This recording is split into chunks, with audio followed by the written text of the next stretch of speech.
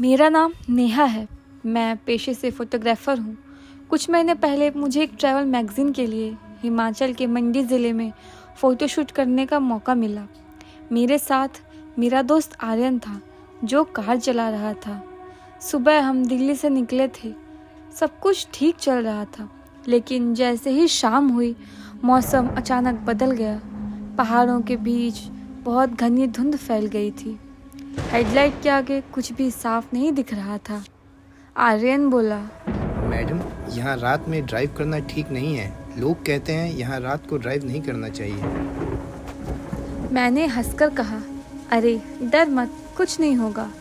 लेकिन शायद मुझे ऐसा नहीं करना चाहिए था। रात के करीब 9 बज चुके थे। हम दोनों चुपचाप सड़क पर आगे बढ़ रहे थे। तभी सामने एक पुराना बोर्ड दिखा जिस पर लिखा था कसौल 15 किलोमीटर, वापसी का रास्ता 20 किलोमीटर। मैंने कहा, चलो सीधा चलते हैं। तभी आर्यन ने अचानक ब्रेक मारी। क्या हुआ? मैंने पूछा। आर्यन ने डरते हुए कहा, मैडम, सड़क के बीच में कोई औरत खड़ी है। मैंने सामने देखा। सच में एक औरत खड़ी थी। सफ़ेद कपड़े, खुले बाल, सिर झुका हुआ, और वो हिली भी नहीं। मैंने कहा, शायद किसी गांव की होगी। आर्यन बोला, मैडम, यहाँ 20 किलोमीटर तक कोई गांव नहीं है। और तभी हवा के साथ एक अजनबी सी आवाज़ आई, मत रुकना। मैंने धीरे से कार का शीशा नीचे किया। वो औरत अब हमारी तरफ देख रही थी। उसका चेहरा पूरा काला था, जैसे राख लगी हो, और उसकी आंखें बस सफ़ेद थी, बिना पुतली के। मैंने डर के मारे पीछे हटी और बोली, आर्यन चलो यहाँ से। लेकिन कार आगे नहीं बढ़ी। इंजन जैसे किसी ने रोक लिया हो। वो औरत अब कार के बिल्कुल पास थी, और जब मैंने नीचे झांका, उसके पैर उल्टे थे। उसकी आवाज़ गूंजी, क्यों आए हो मेरे सड़क पर? आर्यन ने ज़ोर से हॉर्न बजाया और अचानक कार चल पड़ी। हम वहाँ से तेज़ी से निकल गए। करीब 10 मिनट बाद सब शांत हो गया। बारिश रुक गई, धुंध भी हट गई थी। सब कुछ फिर से सामान्य लग रहा था।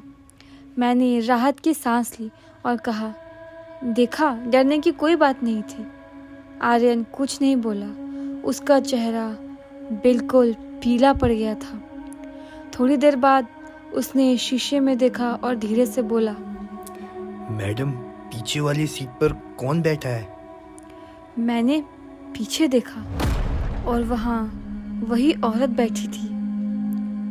फिर कुछ याद नहीं। जब होश आया तो मैं अस्पताल में थी। पुलिस ने बताया हमारी कार खाई में गिरी थी। मैं बच गई थी, लेकिन आर्यन कहीं नहीं मिला। पर उस रात जब मैं बेहोश थी, मैंने साफ साफ किसी की आवाज़ सुनी थी। अभी तो एक गया है, दूसरा अभी बाकी है। मैंने धीरे धीरे आंखें खोली। सर में बहुत तेज़ दर्द था। कमरे में हल्की सफ़ेदी थी और एक नर्स मेरे पास खड़ी थी। मैंने कांपती आवाज़ में पूछा, आर्यन कहाँ है? नर्स ने मेरी तरफ देखा और बोली, बेटा, कार खाई में मिली थी। तुम अकेली थी, ड्राइवर नहीं मिला। मेरे हाथ ठंडे पड़ गए। मैं चिल्लाई, नहीं, वो मेरे साथ था, वो पीछे वाली सीट पर। नर्स मेरी बात सुनकर एक पल को रुक गई। उसके चेहरे पर अजीब सा डर था। धीरे से बोली, पीछे? पीछे तो कोई नहीं था। मुझे रात की वो औरत याद आ गई। उसकी राख से भरी काली शक्ल, सफ़ेद आँखें और उसके उल्टे पैर। मैं कांपते हुए बोली, वो औरत वो कार में थी। नर्स ने घबरा कर मेरी फाइल बंद की और बोली, बेटा, ऐसे किस्से मत सोचो। इस सड़क पर ऐसे ही बहुत बातें चलती हैं। शाम को पुलिस इंस्पेक्टर शर्मा आया। उसने कहा, मैडम, इस सड़क पर हर साल 2 से 3 कार हादसे में मिलती है। ड्राइवर गायब, कार टूटी हुई। लोग कहते हैं ये भूतिया सड़क है। पर असली कहानी कुछ और है। मैंने पूछा, क्या? वो बोला, इस इलाके में 15 साल पहले एक लड़की का अपहरण हुआ था। नाम था राधिका।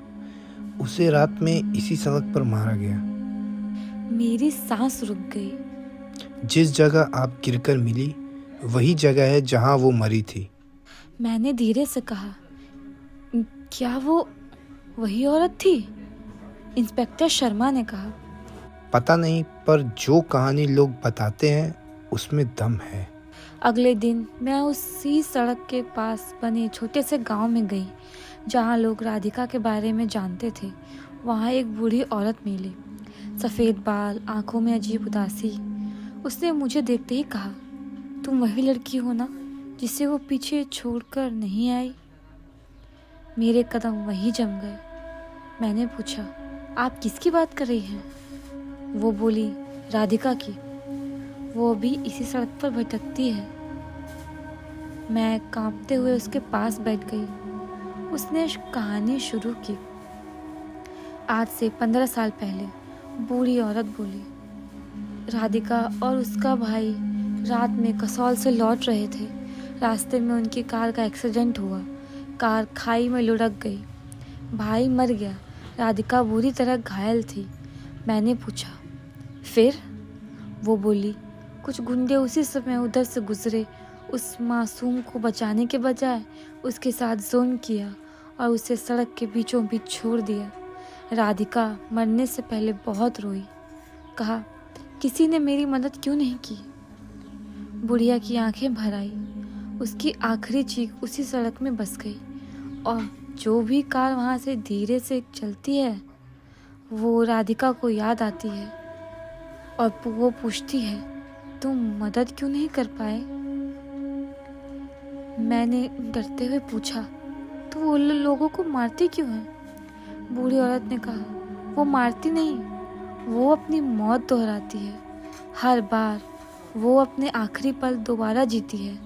वो उसी तरह कोने में बैठती है जैसे उस रात गुंडों की गाड़ी में बैठी थी। मेरे रोंगटे खड़े हो गए। बूढ़ी औरत बोली, लेकिन राधिका सिर्फ अकेले लोगों को क्यों दिखती है? उसे हमेशा एक साथी चाहिए। मैंने पूछा, मेरा आर्यन कहाँ है? वो कहाँ है? वो बोली, अगर किसी कार में 2 लोग हों तो वो एक को ले जाती है और एक को छोड़ देती है, क्योंकि वो चाहती है कि किसी को वही दर्द महसूस हो जो उसने महसूस किया था, किसी करीबी को खो देने का दर्द। मेरे शरीर से जान निकल गई। बूढ़ी औरत ने मेरा हाथ पकड़ा। अगर तुम अपने दोस्त को बचाना चाहती हो तो इसी जंगल की तरफ जाओ। वो उसे वहाँ ले जाती है। मैंने पूछा, क्यों वही? वो बोली, वहीं उसका शव मिला था, वहीं उसकी आखिरी चीख गूंजी थी। मैं और पुलिस वाले टॉर्च लेकर जंगल में घुसे। उधर बहुत अंधेरा था, पेड़ बहुत पुराने थे, हर तरफ एक अजीब सा सन्नाटा था। अचानक हमें टॉर्च की रोशनी में कुछ टूटी हुई चूड़ियाँ मिली, फिर थोड़ी दूर फटी हुई चुन्नी और फिर एक पुराना पेड़ जिस पर खून सने निशान थे जो सूखे थे। इंस्पेक्टर बोला, यही जगह है। मैंने धीरे से राधिका का नाम पुकारा। राधिका, अगर तुम यहाँ हो तो बस एक बार मुझे आर्यन को लौटा दो। अचानक हवा तेज हो गई, पेड़ हिलने लगे और मेरी टॉर्च अपने आप बंद हो गई। अंधेरे में एक लड़की की धीमी आवाज़ सुनाई दी, क्यों लौटाऊं? मेरी सांस रुक गई। वो वही आवाज़ थी जो उस रात कार में सुनी थी। मैंने कांपते हुए कहा, क्योंकि तुम बेगुनाह थी, तुम्हारे साथ गलत हुआ था, लेकिन हम तुम्हारे दुश्मन नहीं हैं। हवा और तेज हुई, आवाज़ फिर आई, तो फिर उस रात तुम क्यों नहीं रुकी? मेरी आंखों में आंसू आ गए। मैं रोते हुए बोली, अगर मैं उस रात होती मैं तुम्हारी मदद ज़रूर करती। कुछ पल खामोशी रही, फिर अचानक सामने धुंध में एक लड़की की परछाई बनी। उसका चेहरा अब काला नहीं था, आंखें अब सफ़ेद नहीं थी। वो एक सामान्य लड़की की तरह नज़र आ रही थी, बहुत दुखी, बहुत अकेली। उसने धीरे से कहा, मुझे कोई वापस नहीं लाया, क्या तुम मुझे वहाँ ले जाओगे जहाँ मेरा भाई इंतज़ार कर रहा है? मैंने धीरे से कहा, हाँ, ले जाऊँगी। जैसे ही मैंने ये कहा, ठंडी हवा रुक गई, जल शांत हो गया और अचानक पेड़ के पीछे से आर्यन बाहर गिर पड़ा। वो बेहोश था लेकिन जिंदा था। मैंने पीछे मुड़कर देखा, राधिका की परछाई धीरे धीरे आसमान में ऊपर उठ रही थी। उसके चेहरे पर अब डर नहीं था, बस सुकून था। उसने आखिरी बार कहा, धन्यवाद, अब मैं अकेली नहीं हूँ।